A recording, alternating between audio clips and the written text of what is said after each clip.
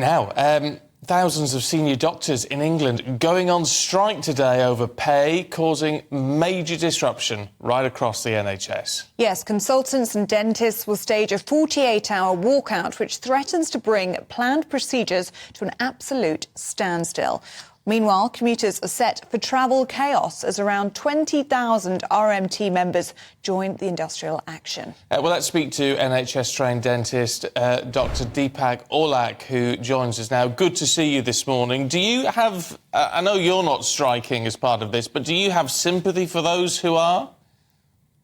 Yeah, good morning. Definitely do. I think the unfortunate circumstance is that there's now dentists at a senior level that are having to strike. We saw a junior doctor strike last week, and it's impacting, unfortunately, patients at the end. But it's taken this to get the government's attention that the system is unworkable. So definite sympathy for those individuals striking to get the attention on the spotlight on the situation. And do you get a sense that there's sympathy from the public on this strike as well? Because we're talking, as you say, about senior level dentists and consultant doctors. They are very, very well paid, aren't they? The unfortunate thing is it takes a long time for one to become a senior dentist or a senior consultant. And by the time they do become one, there's an immense amount of debt, sacrifice, long working hours. I think what worries many individuals is there will become a brain drain. And countries such as Australia, countries such as the Middle East know how good British doctors are because there's always been a mass exodus there. And the worrying thing for the NHS now is that if there's a lack of value and benefit for our own trained clinicians, what will happen to those? We know there's over 2 million patients every year experiencing dental pain lasting over 2 weeks. That's what's worrying. And I think we hope patients see the value and sacrifice in training these doctors, and we now need to keep them. And unfortunately, remuneration needs to be there for that to occur. But there's also been an independent review into pay. That's what the government's making the pay offers based on. And as the Prime Minister has said, strike all you want. There's no more money on the table. We just can't afford any more money. This is what an independent group says. This is what you can have. You can't expect them to budge from that, can you? I think what needs to happen is further communication between the unions and the government. I think the issue occurring here is that the rise that's occurred, if you look at it from a fiscal perspective, is not in line with inflation. It's still backtracking, it's still upkeeping with what still needs to occur to benefit these doctors and the sacrifices they've made. And I think communication needs to continue to occur, and that needs to occur through the unions. The unions, unfortunately, have not accepted this particular pay rise. And until that occurs, there will always be this middle ground where you have two parties disagreeing, and that's the result of this strike action.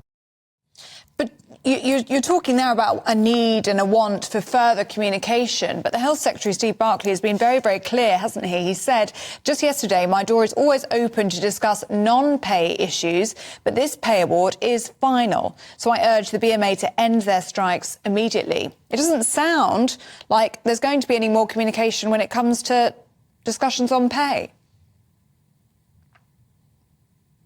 And I think that's the very unfortunate circumstance I think that the government has put us into. I think if you look at aspects of doctors being trained, student debt of training doctors, especially dentists, has doubled over the last 10 years. And the unfortunate sense here is that conversations don't continue, communication doesn't continue.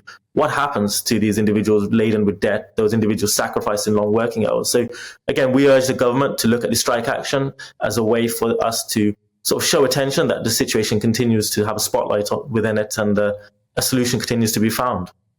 Just a final word, what do you say to patients? I mean, obviously, you've got a focus on the dental side, and that's bad enough for patients who are in pain or needing work.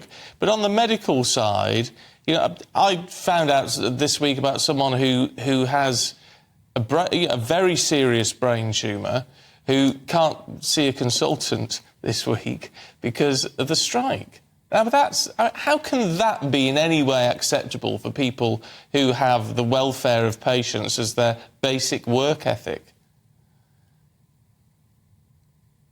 Yeah, so cover is still present within hospitals. It's still called Christmas Day cover. So there should urgent issues such as that and urgent treatments and surgeries should still be going ahead. There's still consultants working remotely. Those individuals who are in important positions should still be present on premise. So this seems like an abnormal situation to me, and I'd definitely urge them to speak to their trust as to why they haven't been seen. But Christmas Day cover is in place, just like any day of the year where there's always a lack of volume and feet on the ground. So yeah, I think we would urge patients to continue to support doctors. It's a long-term plan for doctors to be present in the country, long-term plan for them to be present in the workforce. And, we want a healthier population within the UK, and that requires dentists and doctors to be present at senior level.